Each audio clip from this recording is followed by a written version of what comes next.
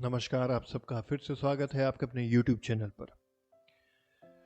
मैं अनिमेश आज जो कहानी आपके लिए लेकर आया हूँ वो एक दिलचस्प कहानी, एक रोचक कहानी है और साथ ही साथ ये कहानी हमको ये भी बताती है कि कैसे एक छोटी लापरवाही कितनी भयंकर रूप धारण कर सकती है। आज की कहानी है 1996 में हुए एक ऐसे एरोप्लेन या हवाई जहाज की दुर्घटना की जिसमें सवार 110 लोग, जिसमें क्रू मेंबर भी शामिल थे, उन सभी लोगों की मृत्यु हो जाती है। लेकिन किसी भी व्यक्ति का ना कोई नामो निशान मिलता है, ना ही लाश मिलती है, ना ही उस प्लेन का, उस हवाई जहाज का कोई मलबा मिलता है। तो क्या हुआ उस प्लेन के साथ और उसमें बैठे तमाम यात्री और क्रू मेंबर्स के साथ क्या हुआ, चलिए मैं आपको बताता हूं। 1996 में यूएसए के फ्लोरिडा स्टेट में मियामी एयरपोर्ट है। वहां से तकरीबन 2 बजे एक फ्लाइट नंबर 592, फ्लाइट नंबर 592 उड़ने वाली थी। मैकडोनाल्ड जीएलएस DC-9 80 से 135 लोगों की बैठने की क्षमता वाला ट्विन इंजन का वो प्लेन पिछले 27 सालों से उड़ रहा था।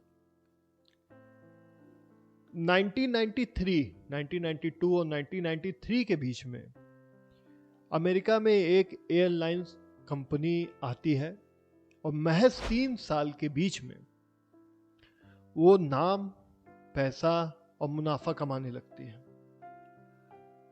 और मुनाफा कमाने के पीछे जो मेन कारण था वो ये था कि उसकी चीप टिकट वैल्यू, सस्ते टिकट मिलते थे उस प्लेन के, उस एयरलाइंस के। तो अमूमन ये साइकोलॉजी होती है कस्टमर की कि हमको जहाँ सस्ता मिलेगा हम वहाँ चले जाएंगे।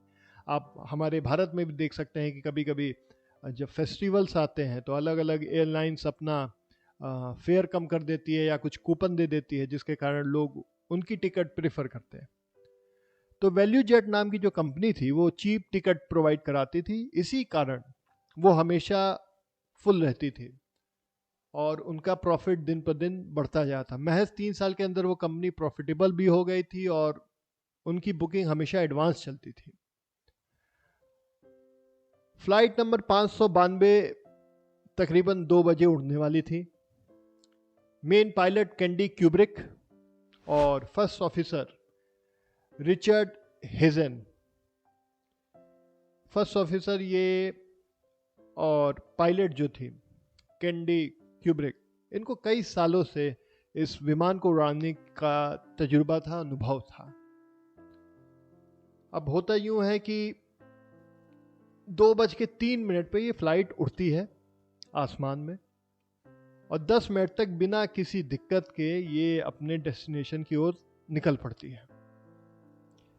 अब ऐसा नहीं होता है, देखिए एक बात जो समझने वाली है कि एयरलाइंस जो होती हैं, हवाई जहाज जो होते हैं, ऐसा नहीं होता है कि उनका कोई ट्रैफिक नहीं होता, जैसे कि आसमान में चले गए, कोई बाउंड्री नहीं है, कोई सीमा नहीं है तो जहां मन किया वहां घुमा दे, ऐसा नहीं होता है। जो ट्रैफिक होता है एयरलाइंस का वो कुछ किलोमीटर के दायरे में होता है। अगल बगल नहीं चलते प्लेन, कुछ किलोमीटर के डिस्टेंस पे चलते हैं, क्योंकि वो इतने बड़े होते हैं, इतनी स्पीड से चलते हैं, तो किलोमीटर का डिस्टेंस उनको कवर करने में ज़्यादा टाइम नहीं लगता है। तो ये फ्लाइट 592 उड़ान भरती है, टेक ऑफ करती है, 10 मिनट तक सही चलती है। जब 2:13 होता है तो जो मेन पायलट होती हैं कैंडी क्यूब्रिक, उनको एक जोर की आवाज सुनाई देती है। अब जब जोर की आवाज सुनाई देती है तो वो अपने फर्स्ट ऑफिसर रिचर्ड हेजन की ओर देखती हैं और एक संदेह भरी निगाह थी उनके अंदर कि अचानक से ये आवाज कहां तक आई। वो दोनों पायलट और फर्स्ट ऑफिसर ये बात समझ ही रहे थे तब तक तेज से प्लेन में जो गतिविधियां होती हैं वो बढ़ जाती हैं। वार्निंग लाइट्स जो होती हैं, आपने देखा होगा मूवीज में, प्लेन में कई तरीके के मीटर्स होते हैं, कई तरीके के बटन होते हैं, उनमें वार्निंग लाइट जलने लगती है। अब ये लोग घबरा जाते हैं। अच्छा, एक बात और जो सबसे ज़रूरी थी वो ये थी कि वैल्यू जेट कंपनी प्रॉफिट में थी, उनके टिकट एडवांस बुकड रहते थे, लेकिन वो जो प्लेन यूज़ करती थी वो काफ़ी खस्ता हाल में थे। 2 दिन पहले ही सेम प्लेन का ऑटो पायलट खराब था, और जब ये सेम डे ये प्लेन उड़ान भर रहा था, उसी दिन इलेक्ट्रिकल सिस्टम में भी कुछ खराबी आ गई थी, जिसके वजह से ये उड़ान देर से हुई। 2 बजे इस प्लेन को उड़ना था, लेकिन 2:03 पे फ्लाइट 592 ने उड़ान भरी थी। ऐसे ही कुछ समय पहले वैल्यू जेट के एक प्लेन में आग भी लग गई थी। कुल मिलाकर ये हो रहा था कि वैल्यू जेट मुनाफे के चक्कर में जो सेफ्टी गाइडलाइंस होती हैं, सेफ्टी मेजर्स होते हैं, उनके साथ समझौता कर रहे थे। लेकिन अमेरिकन्स को ये बात पता नहीं थी। उनको चीप टिकट दिखता था, सस्ते फ्लाइट टिकट दिखते थे, तो वो बुक कर लेते थे। फ्लाइट 592 में तकरीबन 110 लोग कुल मिला के क्रू मेंबर्स के साथ सवार होते हैं। 2:03 पे मैंने आपको बताया फ्लाइट टेक ऑफ करती है। 2:13 पे एक आवाज़ सुनाई देती है। जब तक पायलट और फर्स्ट ऑफिसर कुछ समझ पाते, एक बड़ा धमाका होता है और वार्निंग लाइट जलने लगती है। तो जब कैंडी क्यूब्रिक पीछे देखती हैं तो कार्गो होल्ड में जहां सामान रखा जाता है, कार्गो, आप देखे होंगे कि आप जब बैग ले जाते हैं तो वो पीछे अमूमन प्लेन के पीछे ही सारा सामान रखा जाता है। प्लेन में आप देखे होंगे कि कुछ लिमिटेड अमाउंट का वजन का ही सामान ले जाया जा सकता है, हर सामान नहीं ले जाया जा सकता है। माचिस, चाकू, कोई नोकीली चीज़, बंदूक जैसी चीज़ें प्लेन में अलाउड नहीं होती हैं। अब वहाँ जब कैंडी क्यूब्रिक देखती हैं तो पीछे आग लगी हुई थी और पूरे प्लेन में अफरा तफरी का माहौल हो गया था। इसी बीच एक फ्लाइट अटेंडेंट आती है और दरवाज़ा, कॉकपिट जो होता है, वो खोल के उन लोग से कहती है कि प्लेन में आग लगी हुई है। जबकि प्लेन में किसी भी कारणवश, किसी भी रीजन के कारण कभी भी कॉकपिट खोल के कुछ पायलट या को पायलट या फर्स्ट ऑफिसर को डिस्टर्ब नहीं किया जाता है। कुछ दिन पहले ही ऐसे वैल्यू जेट के एक प्लेन में जो सिस्टम होता है, अनाउंसमेंट सिस्टम, वो खराब हो गया था। तो उस समय फ्लाइट अटेंडेंट ने मेगाफोन का यूज़ करके लोगों को सचेत किया था, नियम बताए थे।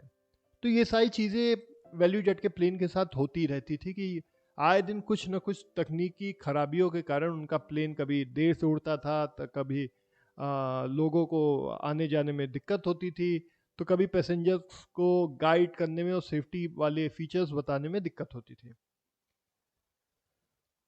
अब जो फ्लाइट अटेंडेंट होती है, उसने पहले इंटरफोन के जरिए पायलट को, कैंडी क्यूब्रिक और रिचर्ड हेजन को आगाह करने की कोशिश की, लेकिन वो सक्सेसफुल नहीं हुई। इसी कारण उसने कॉकपिट खोल के उन लोगों से कहा कि पूरे प्लेन में आग लग चुकी है और हमें ऑक्सीजन चाहिए, हमें ऑक्सीजन नहीं मिल रही है और प्लेन में धुआं धुआं हो गया है।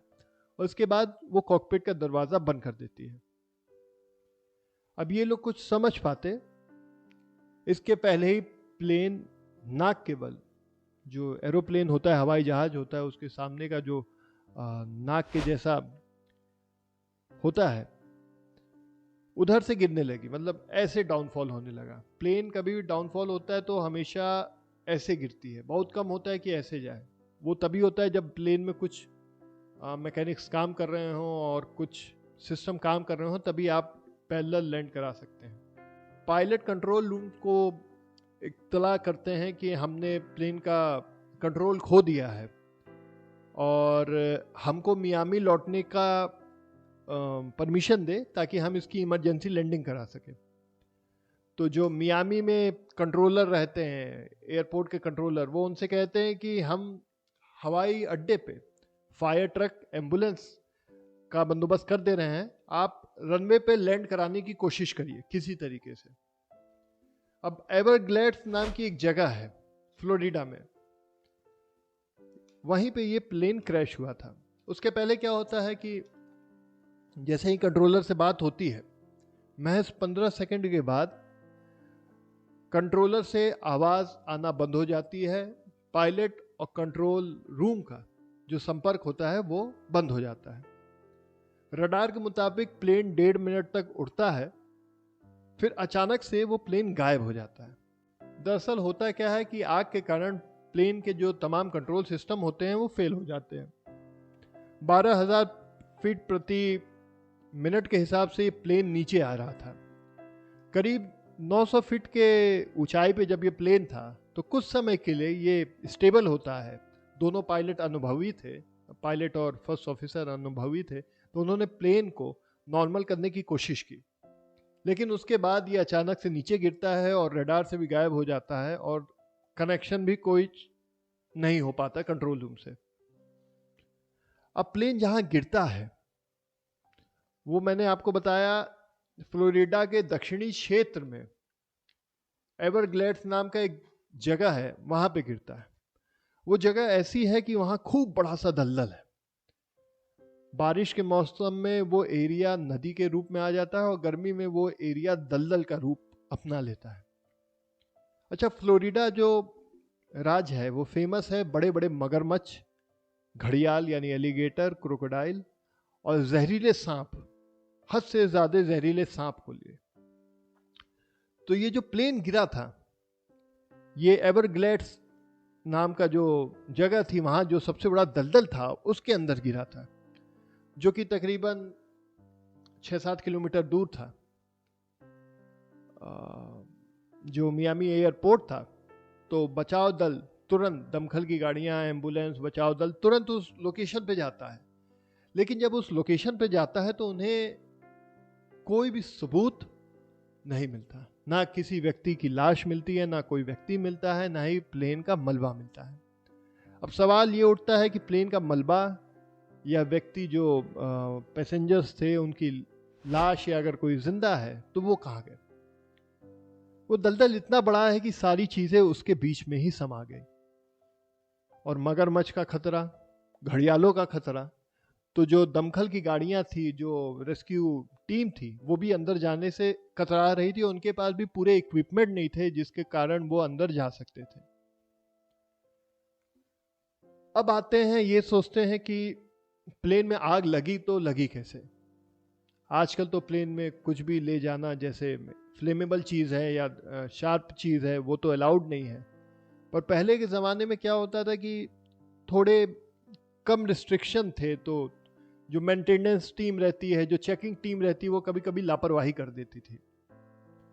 अब कार्गो में ऑक्सीजन जनरेटर रखे थे। अब आपको पता है कि ऑक्सीजन अगर ना हो तो आग जो पकड़ती है नॉर्मली वो भी ना पकड़े। आग को पकड़ने के लिए ऑक्सीजन की बहुत ज़रूरत होती है। जैसा कि नाम था ऑक्सीजन जनरेटर, उसका काम था ऑक्सीजन जनरेट करना।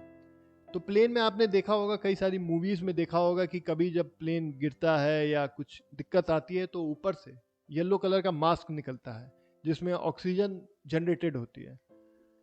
वो मास्क में ऑक्सीजन आती है ऑक्सीजन जनरेटर से, जिसमें सोडियम क्लोरेट नाम का एक केमिकल होता है।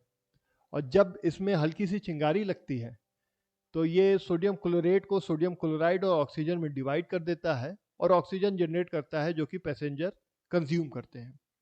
ये अमूमन प्लेन के आगे हिस्से में होता है और इसका जो रख रखाव होता है बहुत सावधानी से रखा जाता है। लेकिन उस दिन फ्लाइट नंबर 592 में ये ऑक्सीजन जनरेटर एक बबल रैप में लपेट के कंटेनर के ऊपर लिखा था कि ये ऑक्सीजन जनरेटर है और ये खाली है, जबकि ऐसा नहीं था। ऑक्सीजन जनरेटर भरा हुआ था और उसमें सोडियम क्लोरेट की मात्रा भी थी। जब प्लेन उड़ा तो किसी कारणवश उसमें चिंगारी लगती है और ऑक्सीजन जनरेट होता है और आग का रूप धारण कर लेता है। आसपास रखे हुए जितने कागज थे पहले उनको पकड़ता है। पास ही में रखा कुछ टायर था, उस टायर में आग लग जाती है, और जब टायर में आग लग जाती है तो पूरे कार्गो में आग लग जाती है, जिसके कारण वो धमाका हुआ था। वो आवाज़ आई थी कैंडी क्यूब्रिक को 2:13 में। उसके बाद ही पूरे प्लेन में धुआं धुआं हो गया था। अब जब प्लेन क्रैश करता है, रेस्क्यू होता है, तो रेस्क्यू में किसी को भी कोई सबूत नहीं मिलता है, पर धीरे धीरे जो टीम रहती है, रेस्क्यू टीम, वो कोशिश करती है। तो कभी किसी मनुष्य का थोड़ा सा जबड़ा मिल जाता है, कभी किसी का दांत मिल जाता है। एक वक्त में एक रेस्क्यू टीम वाले को एक बच्चे की टोपी मिलती है। वो इतना निराश हो जाता है, इतना उदास हो जाता है कि उसी समय वो नौकरी से चला जाता है और रेस्क्यू छोड़ देता है। अब काफी जद्दोजहद के बाद एरोप्लेन का जो ब्लैक बॉक्स होता है, जिसमें पूरी जानकारी होती है कि क्या बात हुई, क्या क्या टेक्निकल खराबी हुई और किस कारण ये प्लेन क्रैश हो सकता है, वो सारी इंफॉर्मेशन उस ब्लैक बॉक्स में होती है। और ये ब्लैक बॉक्स ऐसे मटेरियल का बना होता है जो कि ना पानी से खराब होता है, ना ही आग इसको लगती है। तो ब्लैक बॉक्स रेस्क्यू टीम को मिल जाता है। अब ये सारा चीज चल ही रहा था, रेस्क्यू ऑपरेशन चल रहा था। परिवार वाले चिंतित थे क्योंकि कोई सबूत नहीं था। तो शुरुआत में लोगों को लगता था कि उनके परिवार वाले शायद बच गए हों और कुछ दिन में कुछ पॉजिटिव न्यूज़ आए। लेकिन जब ऐसा नहीं हुआ, लोगों के जबड़े मिलना शुरू हुए, दांत मिलना शुरू हुए, तो परिवार वालों ने भी उम्मीद छोड़ दी। उनको समझ में आ गया कि अब उनके जो परिवार के व्यक्ति थे वो नहीं रहे और प्लेन क्रैश में उस दलदल ने बड़ी क्रूरता से उनके परिवार वालों को निगल लिया। अब परिवार वालों की केवल एक मांग थी कि इस विमान दुर्घटना की जांच हो और जो दोषी हैं उनको सख्त से सख्त सजा मिले।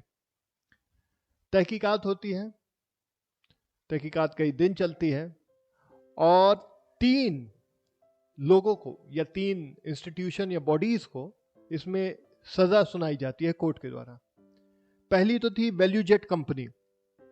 लोगों को चीप किराया, मतलब सस्ते टिकट देने के एवज में वो सिक्योरिटी से कॉम्प्रोमाइज करते थे। सस्ते टिकट के कारण वो कभी उनका इलेक्ट्रिक सिस्टम खराब हो जाता था, कभी इंटरफोन खराब हो जाता था, तो कभी डोर ओपन्स नहीं होते थे, कभी चलती हुई फ्लाइट में आग लग जाती थी। लेकिन उन्होंने इन सारी चीज़ों को नज़रअंदाज किया और सस्ते टिकट लोगों को बांटे ताकि वो ज़्यादा से ज़्यादा मुनाफा कमा सके। इस कारण उन्हें सज़ा सुनाई गई। दूसरा जिनको सज़ा मिली वो थी सेबरटेक कंपनी, जो विमान का मेंटेनेंस करती थी। अब जो कि वैल्यूजेट उनको कम पैसा देती थी, तो वो भी लापरवाही बरतते थे। वो सिक्योरिटी सही से नहीं देखते थे, क्या चीज़ है क्या नहीं है, लेबलिंग इधर की उधर हो जा रही है, पर वो ध्यान नहीं देते थे। तो कोर्ट ने उनको भी दोषी ठहराया और सेबरटेक को भी सजा मिली।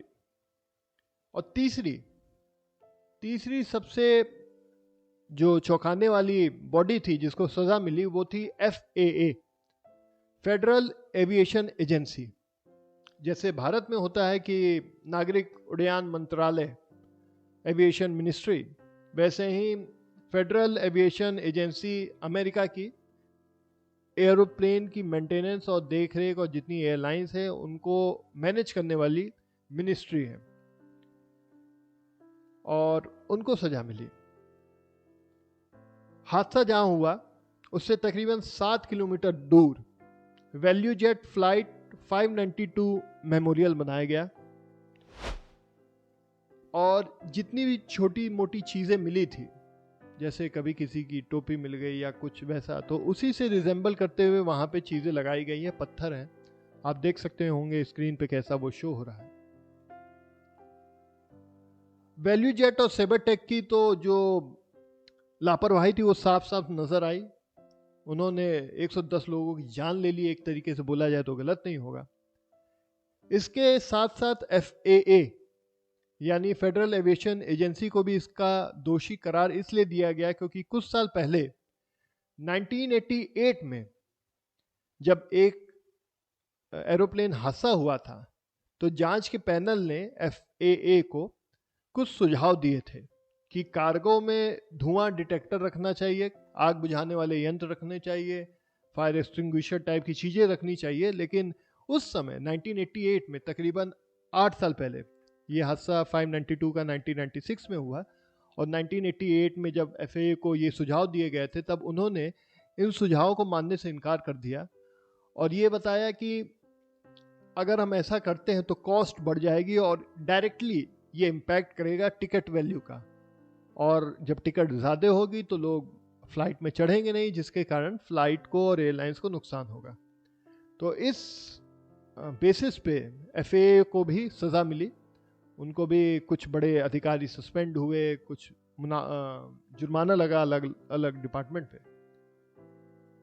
1997 में अदालत ने मेंटेनेंस कंपनी के 3 लोगों को दोषी करार दिया और कंपनी पे 100 करोड़ रुपए का जुर्माना लगाया। अच्छा, वैल्यूजेट कंपनी की सारी फ्लाइटें जो थी, इंटरनेशनल या लोकल जितनी भी थी, सब पे उस समय तत्काल बैन लगा दिया गया।